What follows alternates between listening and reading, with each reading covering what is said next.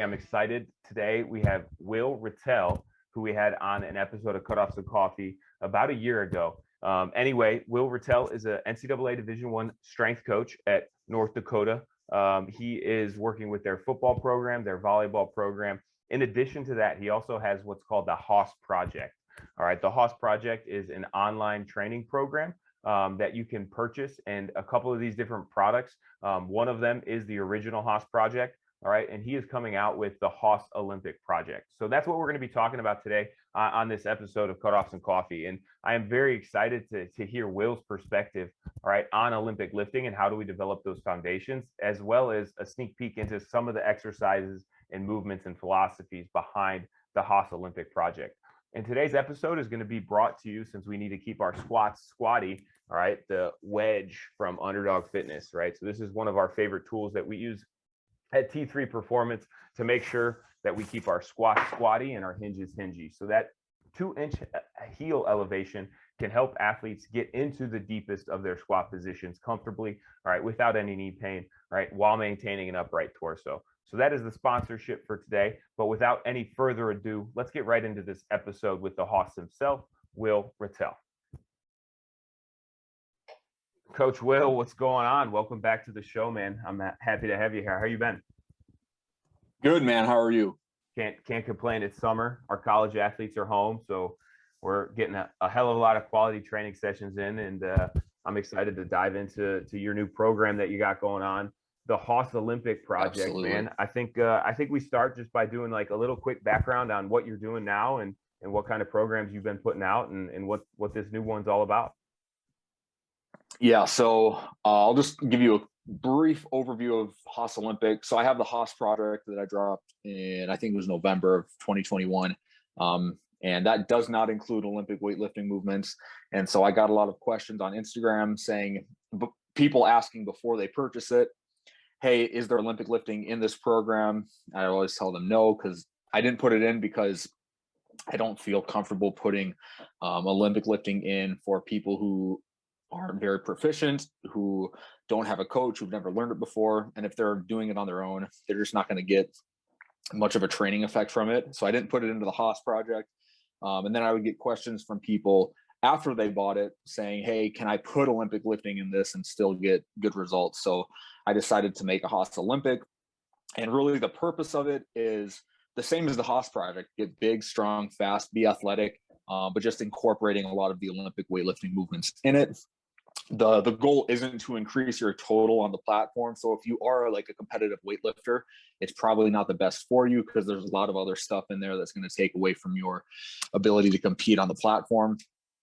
So yeah, the goal is it's a strength and conditioning program, an ebook. The ebook just kind of talks about my justifications for or why I'm a proponent for the Olympic weightlifting movements in a strength and conditioning program when you're just training to be a good field sport or team sport athlete. So yeah, that's the whole purpose behind it. Yeah, man, absolutely. And I would even think there would be some benefit for a competitive Olympic weightlifter in the off season to jump on some of this programming just to get them out of the rut of what they typically do. And from knowing you for a while, like knowing what you put together for people, it does get people jacked and strong legs. And that's, what you need as a weightlifter. So, I got a couple questions on an IG poll I put out to kind of preface this conversation. So I think we could dive into some of those. You already answered the first one, which is what is the goal of the Haas Olympic program. But after posting those videos, people wanted to know what your best lifts were. So what was your best snatch ever? And what's your best clean and jerk or clean ever? And then what do you front squat and deadlift? Okay, so my best ever for snatch is 150 kg. And that was a few years ago when I was taking it a lot more serious than I do now. Now I kind of just do it once every 2 or 3 weeks when I want to do something fun. I'll snatch or I'll clean and jerk. So 150 for snatch, 195 for clean and jerk, 195 for clean, and 195 for jerk. So I got both of them in the same. And then front squat, I have no idea what my best front squat was back in the day. Probably say like 210, 220 kg. Right now it's probably like 190, maybe 200. So yeah, that's where I'm at right now. Yeah. Oh, I guess my best snatch right now is probably, I could probably hit 140 on a good day from the floor. My best clean, I just hit 185 a couple of weeks ago. I don't know if I could beat that right now. And then my best jerk, dude, I have no idea what my best jerk would be right now. I do not jerk very often. I don't find it very fun. I'm bad at it. I bet I could hit like 160 if I were to max on a jerk. So yeah, not as good as my other two lifts. Yeah, in the sport of weightlifting, I think that's pretty consistent with like most people like do not like the jerk, and it's just from what they grew up learning. Everybody, most people have learned the snatch or the clean at some point, and then they go into weightlifting and don't have a ton of experience, and the jerk's really frustrating. And I'm like a personal example where my best clean's 140, my best jerk's 125. So there's a big difference for me in those, and it's just because training preferences, like my goals aren't to be the best I can be on a platform. I just want to keep doing what I'm doing for as long as I can. But that's definitely well, hey, one thing I want to get your yeah. I want to get your stance on this. So, in my opinion, jerk out of the 3 Olympic lifts is the easiest to learn, but it's the hardest to perform under a heavy load. Would you agree with that? Is that your experience too?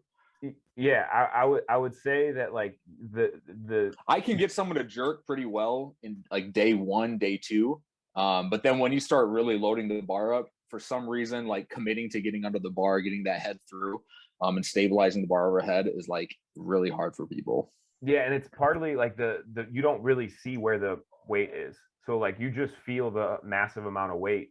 But like learning it, like if you have any understanding of like just displacement, like that's all you're doing is you're just displacing that weight for a split second to move under it. But like moving under it and putting a decent amount of weight over your head is pretty scary. And most of the time in the lifting programs that I've put people through, there's usually only like one day where we're only working on the jerk as a separate movement. So usually you're already under fatigue because you've had to clean and stand up a pretty heavy weight. But yeah, that's pretty consistent. Is like the jerk is just a frustrating movement, but it's easy to get some reps at and learn the movement. But then to be able to load it close to your clean is pretty challenging, and it's a long process. Yeah. Yeah, so that kind of brings us in, like we talked about some of the like the jerk as a movement. What are some of the foundations that set a weightlifter up? And this could go along the lines of an athlete first, weightlifter second kind of approach.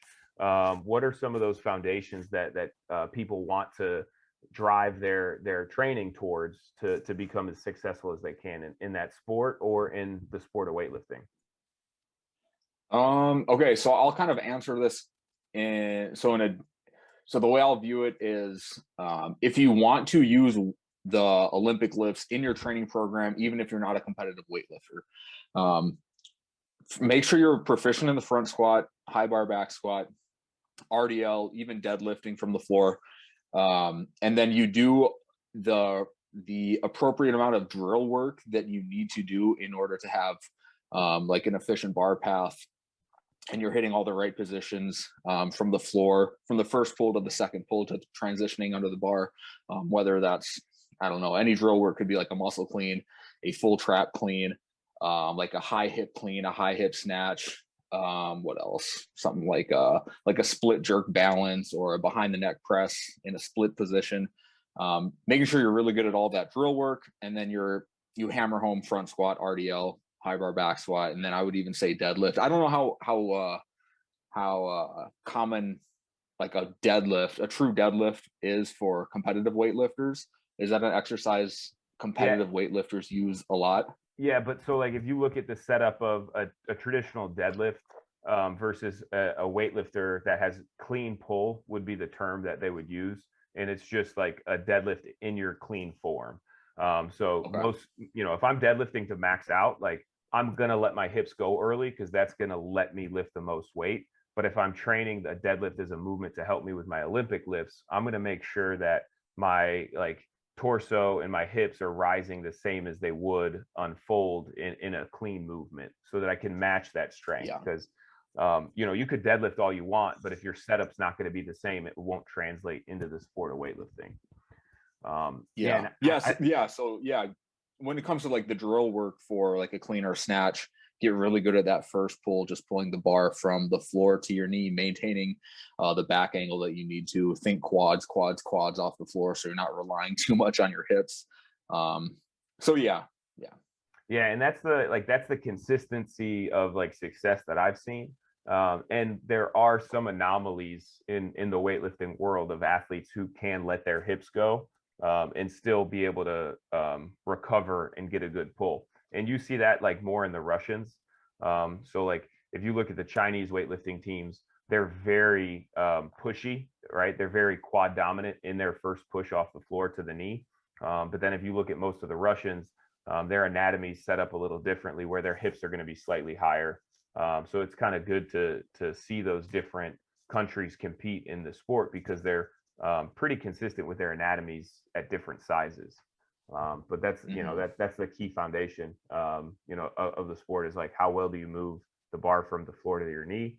Are your front squat's going to set the limits for what you can clean, and then your overhead squats are going to set the higher limits of what you can snatch. So in theory, if you have proficient enough technique, the more you overhead squat, the more you front squat, the higher potential you have to snatch and clean more.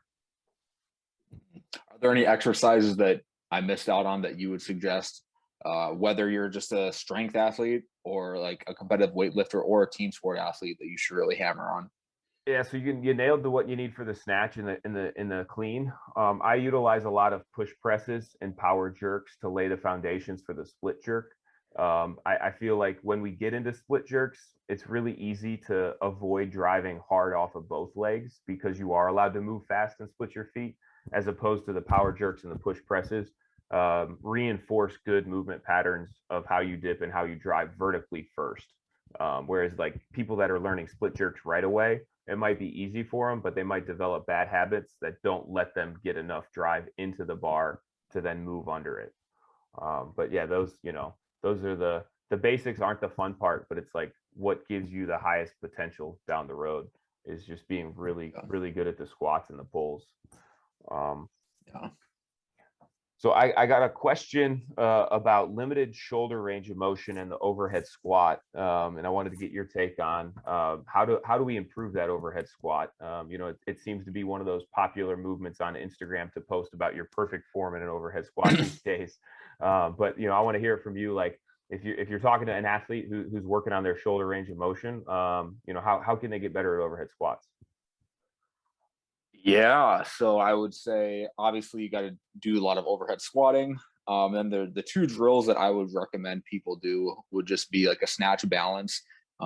Even if you just do it with an empty bar, it's probably going to help you quite a bit getting comfortable sitting in that overhead squat position. So you snatch balance, slowly press yourself into that overhead squat, sit there, even bounce a little bit before you stand up out of the hole. And then a drop snatch. I like to load a drop snatch. I guess for people who don't know the difference between a snatch balance and a drop snatch, drop snatch, you are physically dropping, you are lifting your feet up off the ground, dropping into an overhead squat, locking out with a good overhead position with the bar over your head, and then standing up out of the hole. Whereas a snatch balance, you just slowly press yourself into that overhead squat. So out of those two drills, I would make sure you get really good at those, get comfortable with that. And then I even just like doing dead hangs, loaded or unloaded dead hangs, and slowly bring your hands more narrow in the grip. So those would be the three things I would recommend. And I feel like that's probably going to help a lot of people out. Yeah, and that's the tough answer that people don't want to hear is like, I want to get better at my overhead squat. What should I do? Well, you should overhead squat more. And I think that is where the low hanging fruit really comes from. In my experience, the one time this gets a little bit of a gray area is if it's actually shoulder mobility versus ankle mobility. So even if I'm hearing an athlete kind of talk about like some limiting issues with the shoulder, I'm going to kind of check where they're at in that overhead squat to see if I can elevate their heels to make that a more comfortable position for them. And that's what the lifters do, the actual, like the shoes, the lifters. And I've seen you use a couple different pairs, and I've been through a bunch, but honestly, like some athletes need more of an elevation, and I'm okay with training a higher elevation in our overhead squats for that heel lift than they actually would use in the shoe, because it reinforces proper positions in that overhead movement. All right, complexes. So you had a really good post on complexes a couple weeks ago, and one of the questions I got: what is your favorite clean complex to utilize with your athletes, and what is your favorite snatch complex? And I think one of the points that you made in that video was the rhythm of the complexes paired with like it's actually going to be a way to sneak in some additional reps. I think you worded it much more concisely, but yeah, go ahead. Why you like complexes, and then what your favorite ones are. All right, so my favorite ones would be, it's going to be the same for the clean and the snatch, and that's just going to be a pull into a power clean or a power snatch into a hang full clean or hang full snatch. So those would be my favorite ones to use. So what I like complexes a lot for is the variability from rep to rep. You're still doing the same general movement, but the task is a little bit different. It relates a lot to sports in that sense, because in sports you are repeating a lot of the same tasks over and over and over again with slight variation in the environment. So it relates to sports in that way. The other thing I like about Olympic lifting, I mean, this isn't specifically to complexes, but Olympic lifting in general, is how precise you have to be with your force production. So you can't just grip the bar and rip it as hard as you can, because you're going to hit yourself in the chin, or you're just going to lose control. We've all had that happen to us before. And so being precise and being accurate with the force that you're producing into the bar is very important. I kind of relate this to sports. An easy example of this would be like a basketball player who needs to fight through contact to take the ball to the rim. You can't just lower your shoulder and run into somebody. You have to do it in a strategic manner. So you have to produce enough force at a high enough rate to fight through the contact without fouling somebody. And like in the ebook, it goes over this in a lot more articulate fashion than I'm speaking in right now, and more elaborate. So that's another thing. I think the Olympic lifts and complexes do a really good job of training. We've all heard like the term tissue resiliency and tissue robustness. I think they do probably a better job of training your tissues to be resilient against contact and preparing your tissues for contact better than anything else in the weight room. So a lot of times people think of like slow eccentrics, isometrics, high rep accessory work for like tissue robustness. I don't know if, I'm sure you've heard that too, James. But like, what's better than actually having to take contact from the bar at a high speed, dropping into the bottom of a clean? You know what I mean? Like preparing for contact in that sense. So, and then as far as like conditioning goes, so in sports, well, we'll talk about in Olympic lifting, when you do a complex, you are like constantly and quickly alternating between like a quick, short, efficient breath, and then using the Valsalva maneuver to brace and produce force into the bar.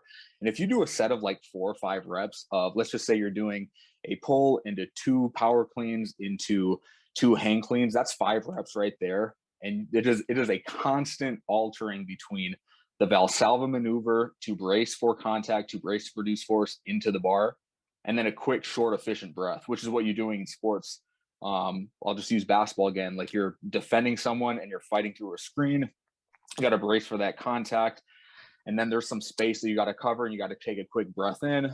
This like alternating between Valsalva and quick, short, efficient breath. So I don't know if I really answered the question, but that's something that I think a lot of people don't really realize that the Olympic lifts train for in a very general sense.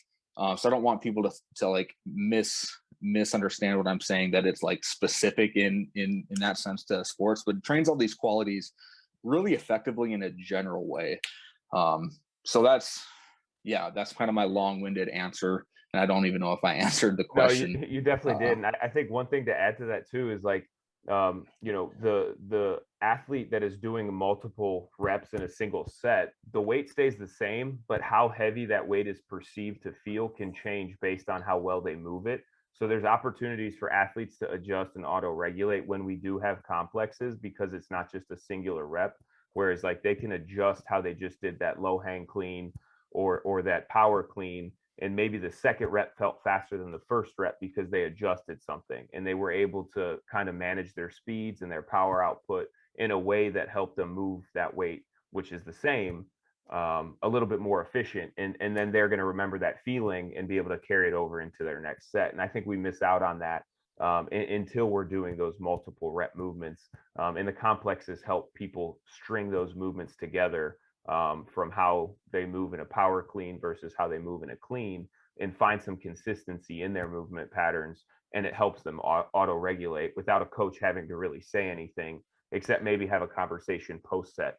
Hey, what did you feel in that third rep? That looked way faster. What did you adjust? And you have a really good open-ended conversation that can help the athlete make those adjustments down the road on themselves and be more independent.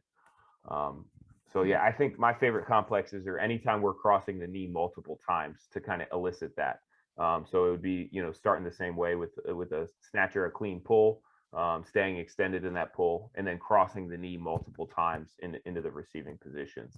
And I think it does find the rhythm and the timing of those movements to carry over. If we are a weightlifter, it'll definitely carry over to understand like what's the perceived effort they need to lift this weight in a competition setting when they only have 3 opportunities to execute those movements in each lift in a competition.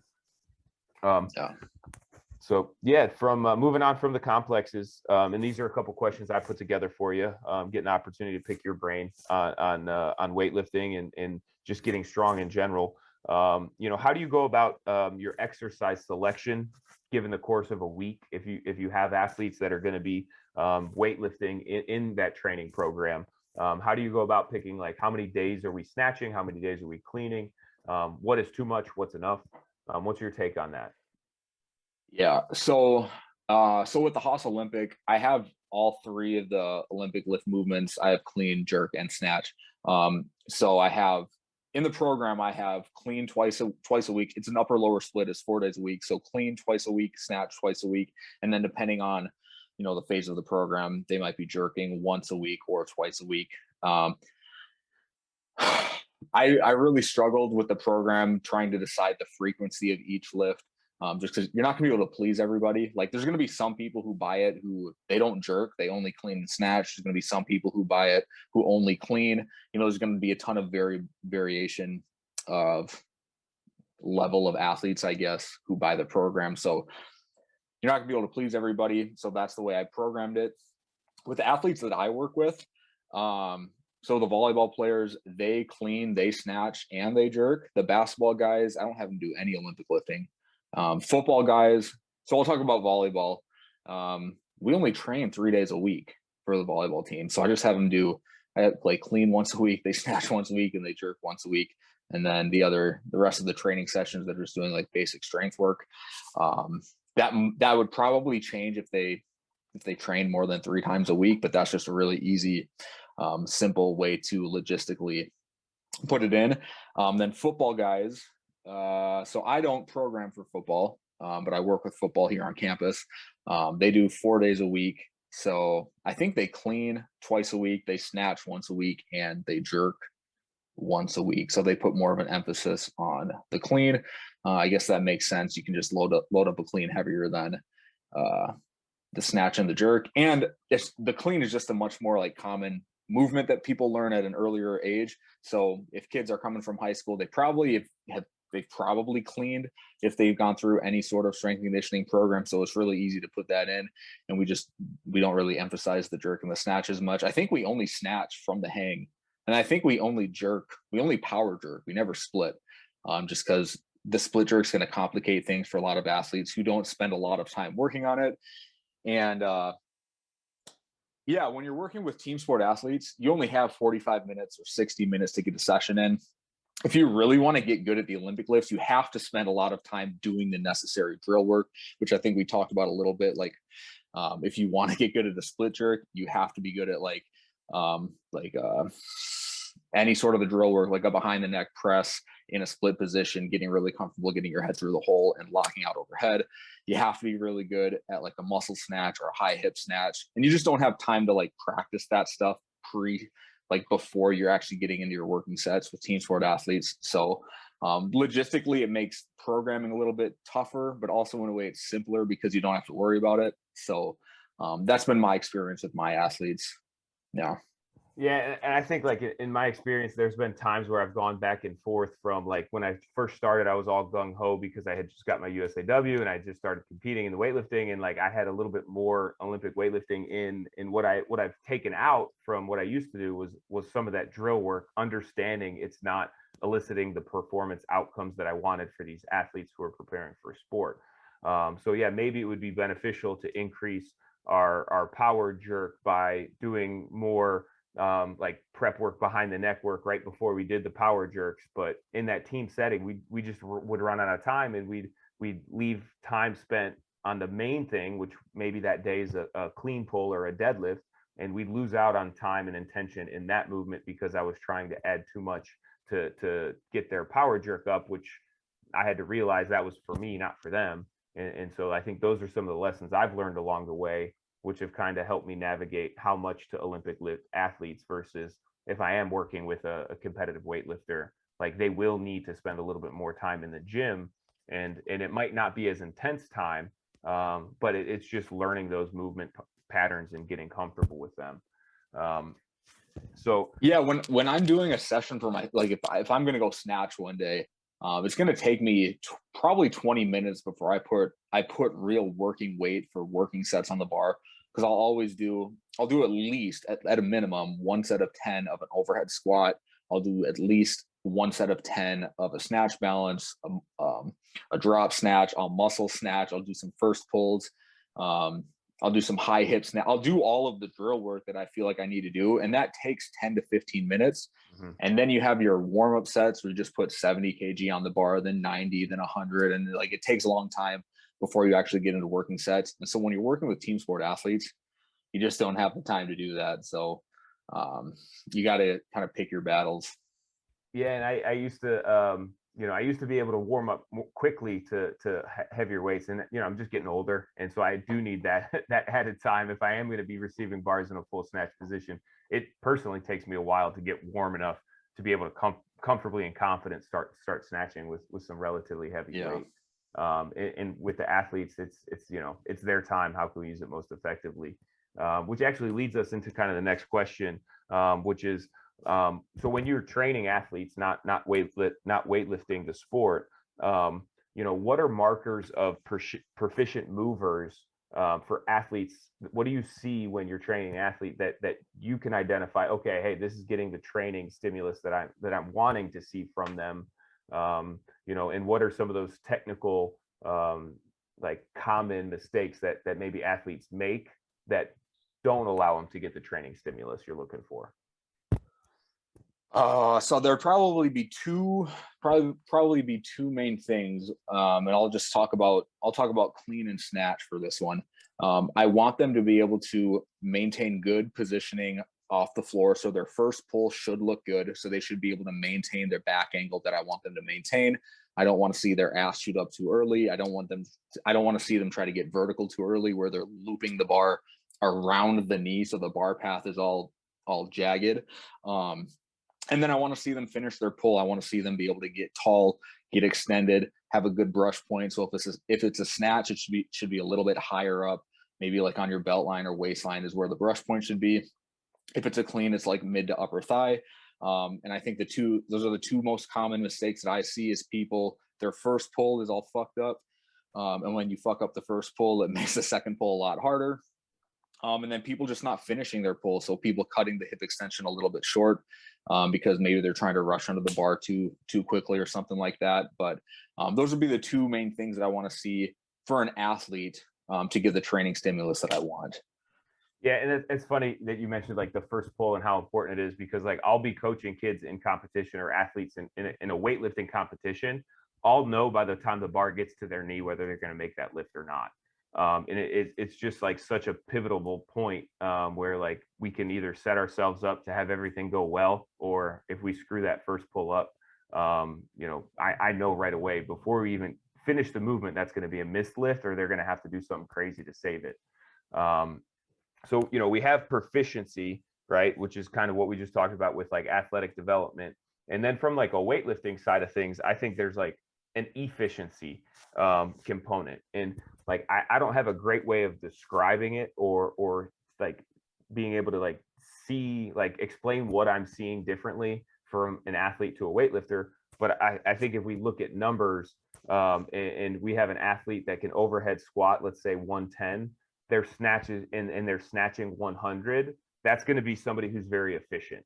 From an athletic standpoint, like I have a lot of athletes that can front squat a hell of a lot more than they can full clean. And that's because they're proficient in their power cleans, but they might not be efficient pulling under. You mentioned it in the Haas Olympic project that you have a special day kind of designated for athletes to work on their efficiency. Do you want to kind of dive into that a little bit and talk about that bonus day where they get to pick and choose where they're working their weak points? Yeah, so it's really whoever the user is, it's kind of up to their responsibility to figure out what drill work they need. Maybe some people only need snatch drill work. Maybe some people need clean and snatch and jerk drill work. But I'll kind of go over some of the drills that I have in here. Mm-hmm. So for the snatch, I obviously have overhead squat. There's a snatch balance, a drop snatch, a tall snatch high pull. If you're familiar with that, you're just in a tall standing position, big chest. You're just driving the elbows, and I cue it elbows high and wide, not elbows back. If you can kind of picture what that looks like. And then a muscle snatch, a first pull, and then a high hip snatch, and then a snatch press. So a snatch press, I think that's really hard for a lot of people to do, like a sauce press. So you can just do it standing, you can do it sitting. And then the better you get, you can just progress by sitting lower and lower. And then eventually getting to a sauce press, which most athletes are not going to be able to do. I can't even do it. And I think I'm pretty proficient at the snatch. And then for a clean, to be a muscle clean, a full trap clean. Should I go over any of these, or just people can they can get the program. They can get the program. Yeah. But I think that gives us a general sense of, hey, if part of your goal by getting the Haas project is to become a better Olympic lifter, not just get jacked and super strong and be able to dunk, then this is the drill work that's going to provide you that opportunity to refine your skill in your craft.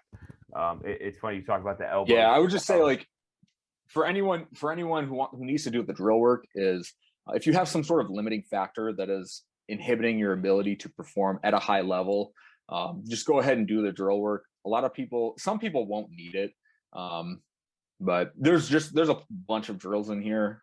So if people get it, they're going to have a lot of options to choose from. There's demonstrations, there's cues, and instructions on how to do the lifts too. So yeah.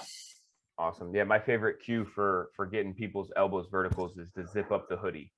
I always talk about zipping. Yeah, I said zip up the jacket. Zip up the hoodie. Yep. That's one of my favorites. Yep. Awesome. So I kind of wanted to wrap up with this question and really hear your take on this. But, from your experience, you've been throwing around heavy weights for a while. You've been in a weight room, you've been coaching, whether that's online or whether that's, in person with your teams, and you've been around the iron sports. What is missing from weightlifting programs and coaching approaches that you've encountered in your experience, whether that's in the sport of weightlifting or strength and conditioning in general? Yeah, so I'll answer this. So I'll change the question a little bit to like, what's missing in strength and conditioning when people discuss whether or not they should use the Olympic lifts in their programming. Because most people will talk about power output, like peak power, peak rate of force development, and they'll use that as their proxy as why they choose other exercise modalities instead of the Olympic lifts.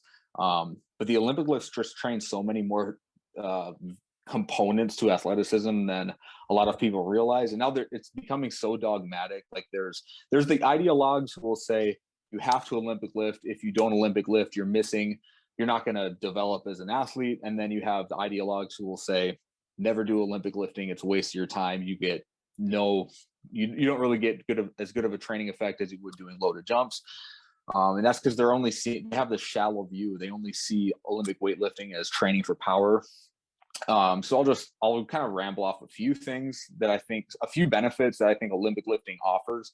I think it actually provides a much better muscle building stimulus, and I think people give it credit for. I mean, just think about the time under tension in your entire posterior chain and your upper back when you're holding a barbell and you're doing a complex of a snatch, like a clean complex or snatch complex. Tons of time under tension. And then if you look at it through like the effective reps model, you're familiar with the effective reps model, James? Yeah. So like for a rep to be effective at eliciting hypertrophy adaptations, you got to recruit high threshold motor units, and the contraction speed has to be slow. The contraction speed is actually pretty slow if you're doing a really heavy clean. And you're obviously recruiting high threshold motor units.